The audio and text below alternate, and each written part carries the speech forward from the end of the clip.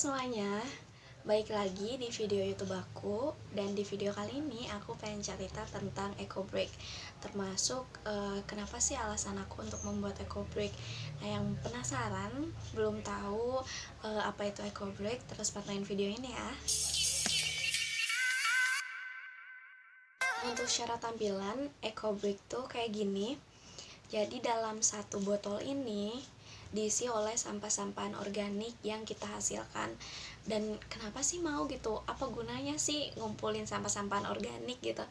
Nah, seperti yang kita ketahui, faktanya sampah anorganik dan sampah organik itu berbeda, terutama pada tingkat keteruraiannya, yang berefek pada nanti penumpukan-penumpukan yang ada di tempat pembuangan akhir. Sampah organik contohnya kayak limbah makanan, itu saat di alam itu akan terurai dengan cepat dan akan menjadi nutrisi untuk makhluk yang ada di sekitarnya.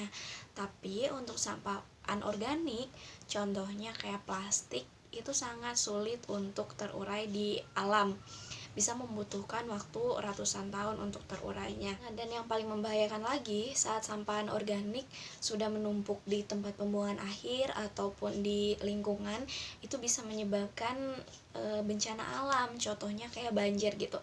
Peristiwa banjir yang terjadi karena penumpukan sampah itu sudah banyak terjadi di Indonesia. Tapi nggak bisa dipungkiri gitu, kita itu nggak bisa menghindari adanya sampah organik. Contohnya plastik itu tuh kayak dari mulai packaging makanan, kresek, sedotan, dan makanan di sekitar kita sama minuman di sekitar kita tuh nggak bisa lepas sama yang namanya plastik.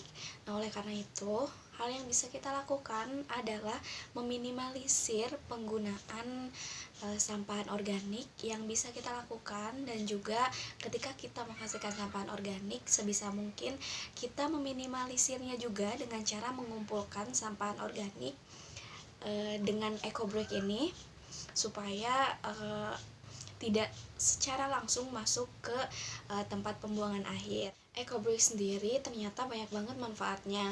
Berangkat dari namanya, yaitu eco dan break, dimana eco yang berasal dari ekologi, dan break itu bata. Orang-orang banyak memanfaatkan eco break ini sebagai bata ramah lingkungan yang tujuannya nanti sebagai pondasi untuk suatu bangunan ataupun suatu kerajinan. Ada juga yang memanfaatkannya sebagai bedengan untuk menanam tanaman, bahkan sampai ada yang membuatnya sebagai pondasi bangunan yang benar-benar bangunan gitu. Tunggu apa lagi buat kalian yang pengen aware sama sampahan organik yang dihasilkan, bisa mencoba dengan eco break ini. Jadi selamat mencoba, semoga berhasil, dan sampai jumpa di video berikutnya. Bye.